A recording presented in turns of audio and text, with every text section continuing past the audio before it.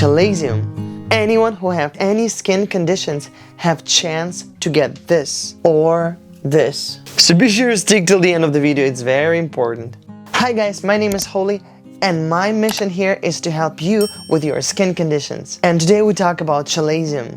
Those people who have eczemas, dermatitis, atopic dermatitis, acne, psoriasis have a greater chance to develop chalazium on their eyes. Also, if you have different kinds of allergies, you have a slightly greater chance to develop this.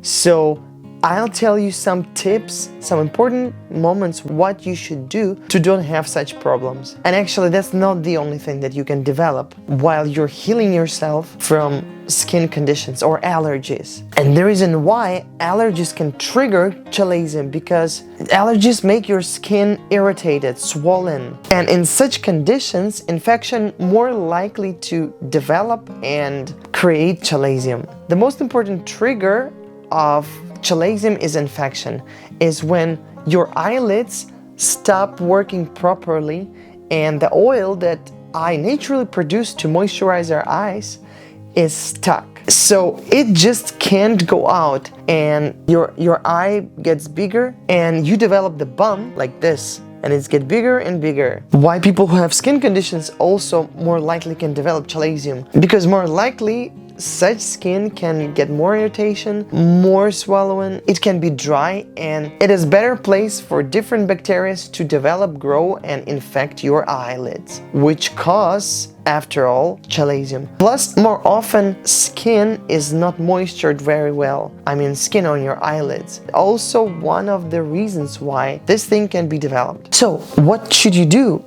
to don't have this thing? Because this thing is really trouble. It's not easy to get rid of it. And I've developed this chalazium, not only one, I've developed few of them because first of all, I used too much supplements and I did too much experiments on my body. I used too much of oregano oil to clean my body from different pathogens, bacteria. I used too much of spirulina, which is not very good thing for me to take. Like I can take spirulina, but I need to take it carefully because my atopic dermatitis also pretty much related with my allergies, and I have allergy for spirulina and I mentioned it a lot. After I use it, if I use it smartly and gradually, it can be helpful. It can help my body to cleanse up. But if I overcommit with it, that's what happens. The eye swollen and then develop chalazium. If you're cleansing your body with different green juices, if you use, for example, Gerson's therapy, if you know what I'm talking about, lots of juicing. If you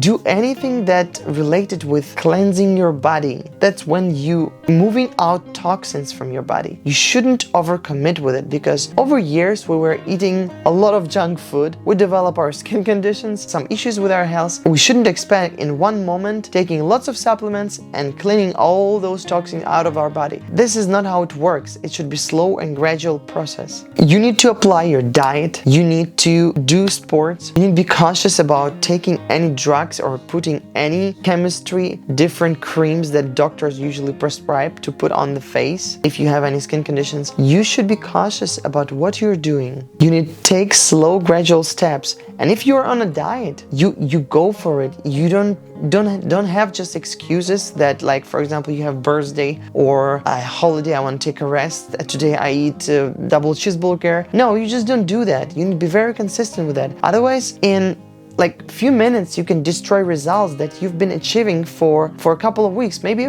even for months or even more. Like this, you will not be able to achieve good results and clean your body and get your health in order. The same with cleansing your body. Do it slowly and gradually. If you start juicing or taking oregano oils, or if you start cleaning your body from germs and pathogens, taking different supplements, whatever it is, do it slowly and gradually. You take a little bit of supplements, you drink a little bit of juice, you let your body get used to it, and then you see how it reacts. If you got a lot of spots, if you have some irritation, if your eye starts swollen, which is actually can cause chalazium once more time, anything that's going on with you, you chill a little bit, you take it easy, you give yourself rest a little bit, then you continue slowly. Don't think that you can take like 10 pills of oregano oil and you'll be fine. No. After your body gets used to slowly, you can increase amount of things that help your body to clean itself, to make yourself healthy, but do it gradually and slowly. This is very, very, very important. If you want to know how to heal chalazion, I see you in the next one.